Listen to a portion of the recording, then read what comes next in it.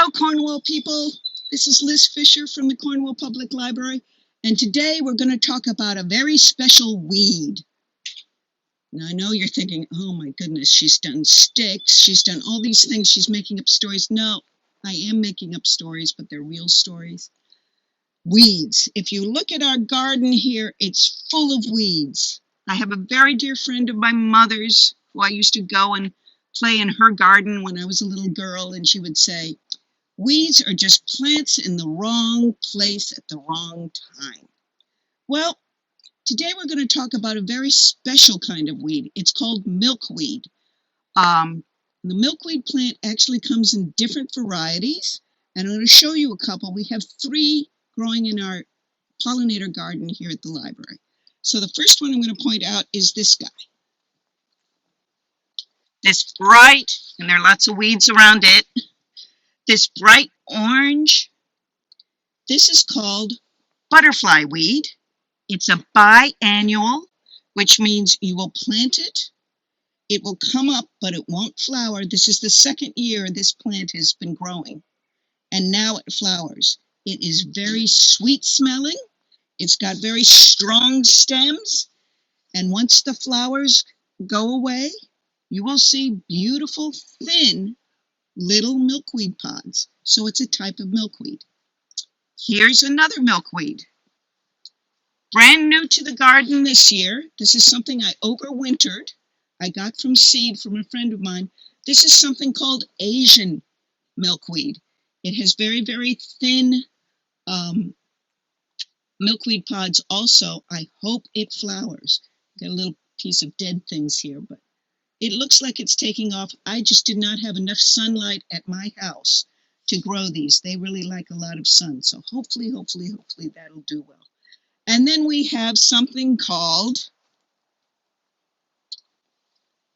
common milkweed. Now, it may be called common milkweed, but it's an extraordinary plant. And you're going to wonder, what's the big deal about milkweed?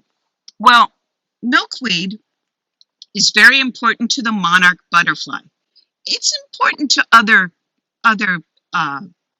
insects also. You'll notice, well, not right now, but just a moment ago, we had lots of bees. There are aphids that love to crawl around this, and when you find aphids crawling around any kind of plant, you might find ladybugs. And I was here just the other day. Oh, here's a ladybug right now. Got a ladybug on this leaf. She flew away. The ladybugs are very good. They love to eat the aphids. So there's all sorts of stuff going on here with this milkweed patch. But one of the more important insects, at least in my love of insects, is the monarch butterfly.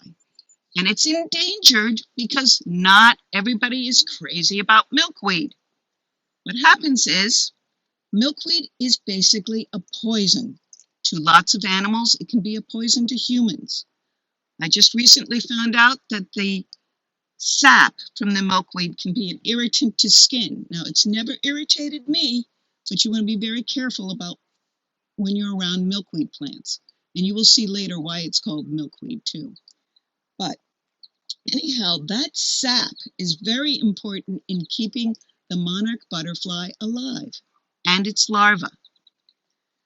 For some reason, oh, now we've got a bumblebee here. Lots of pollinators. For some reason, monarch butterflies can come and get these wonderful little flowers and drink the nectar from that. That'll keep them energized. And then they like to lay their eggs on the leaves of this plant. So not only does this plant nourish the monarch butterfly, it's actually a host plant, which means it becomes a nursery for baby monarchs. Now, what is a baby monarch? Well, it starts out as an egg and then turns into a caterpillar. So the caterpillars absolutely love milkweed, and they will munch and munch and munch and munch. They turn into eating machines until they're big enough to form their chrysalis, and then they sit there in their chrysalis for about 10 to 14 days and turn into the butterfly. So they don't start out as butterflies. They start out as eggs, turn into caterpillars, and then become butterflies. But all this time, this is a very important plant. Now I'm going to show you why they're called milkweed. I'm just going to take one of the blossoms here off the plant. And if you see what's coming out of the end there where I picked it, it's something really, really white and it's sticky. That's the sap of the plant. And that's the stuff that's poison.